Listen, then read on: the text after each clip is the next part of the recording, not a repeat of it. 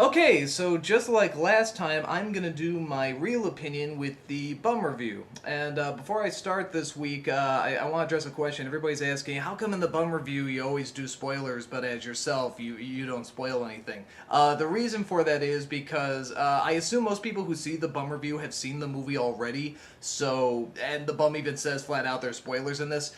My thought is that if you haven't seen the film, somebody may want to see my review and see what I think before they go see it. So I'm not going to give anything away, at least as much as I can. So the bum does spoilers, I do not. So with that said, Pirates! Let's talk about the new Pirates movie.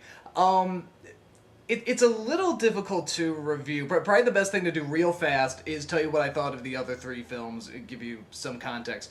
First film I don't think it was a masterpiece or anything, but it was fun, good, mindless entertainment. It's a popcorn movie. That's my definition of a popcorn movie.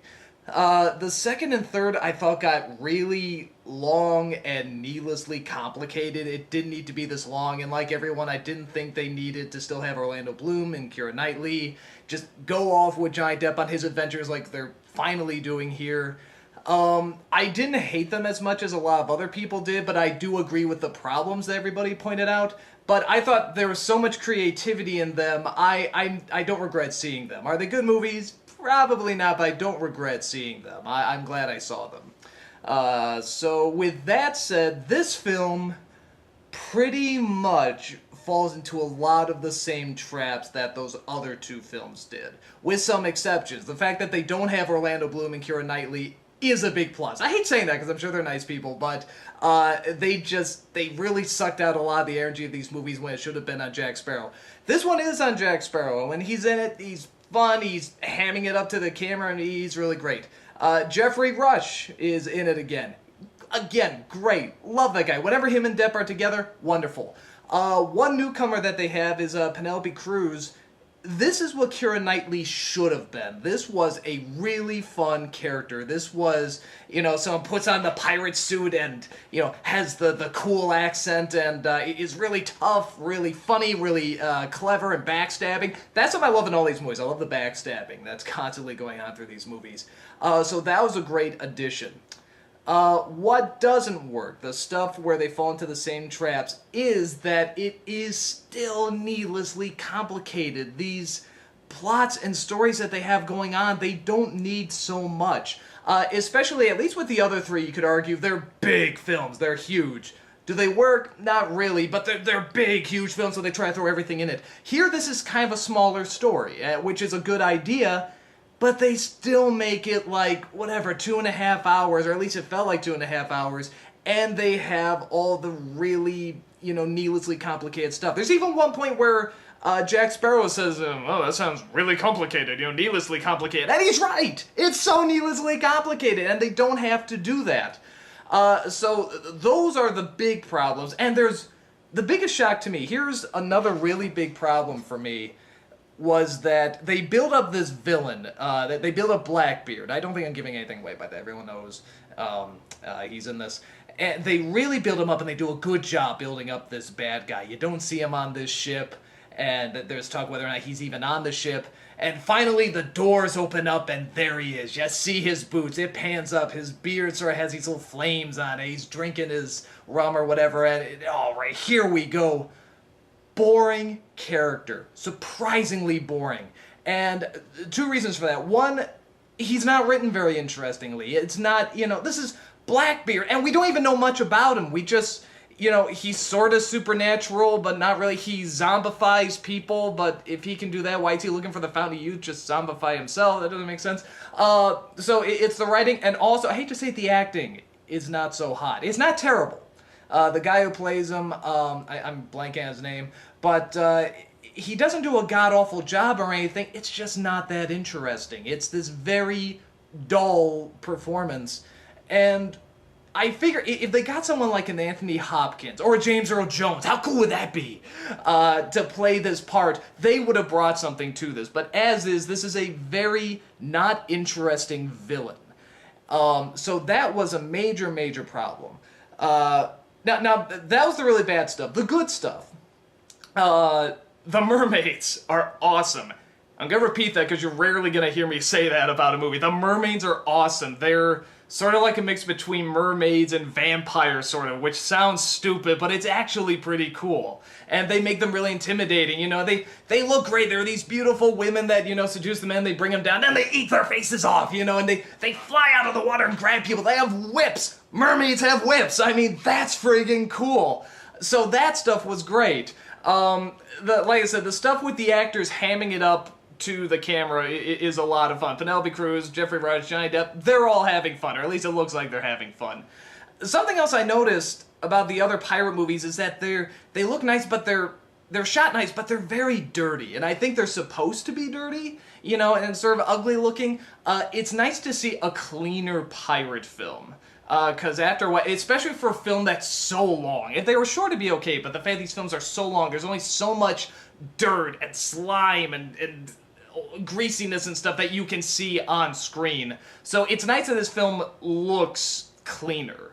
So that's a plus. That's a weird thing to praise a movie for. And like I said, that even though they got rid of Orlando Bloom and Keira Knightley, they have a similar storyline going on the side, which you could practically hear everybody in the audience groan every time it cut back to this, and that's with this clergyman and one of the mermaids. And it's not needed, it's pretty pointless. Again, every time it cuts back to them, everybody groans. Come on, get back to Jack Sparrow, get back to that. I say that storyline and the Blackbeard storyline, anything having to do with Blackbeard, like I said, was very dull. Penelope Cruz has this connection to Blackbeard, and it just slows down the story, and it's not interesting. It seems very off character for her. And there's a lot of things. Now, this sort of goes with all the pirate movies, but this one sort of especially is that there's suspension of disbelief, and then there's cutting the bungee cord of disbelief, because this really, really pushes it. There's a scene, again, without giving too much away, where somebody's posing as Jack Sparrow in the opening. And nobody would believe this is Jack Sparrow. Nobody would fall for it. And the fact that they try to make us believe, yeah, everybody's falling, that this is Jack Sparrow and that word's getting around, is... nobody can believe it. Nobody would be able to buy that. There's also, like I said, there's scenes where Blackbeard can zombify people, but he's looking for the Fountain of Youth. Well, why does he need the Fountain of Youth if he can zombify people? He can also control the ship. He puts his sword on, the whole ship moves. What? It seems like that could solve a lot of problems other times. The guards, of course, you know, have guns and don't use them half the time. There's a lot of those really stupid action cliches. And here, I think it sort of pushes it, but I think I enjoyed it enough. I was willing to forgive it. A lot of people probably won't. So with that said, is it as bad as, say, Pirates 3? Because I know a lot of people really hate Pirates 3. I don't think it's that bad. I don't think it's as bad as critics are saying it is. I think they're probably just tired of the same problems coming up.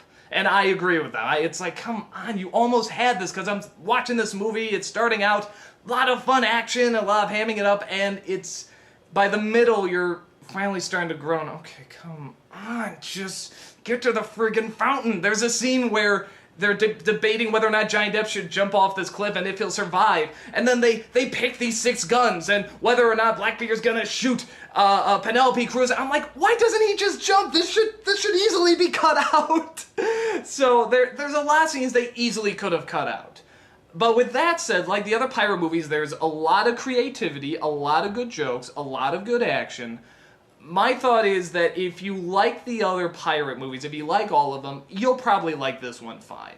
If you're sick to death of the pirate movies, if you're just done with it, you don't want to see any more, I don't think you're going to like this. I don't think you'll hate it, but I think you're going to throw up your arms and just be, I'm done, stop, no more of this.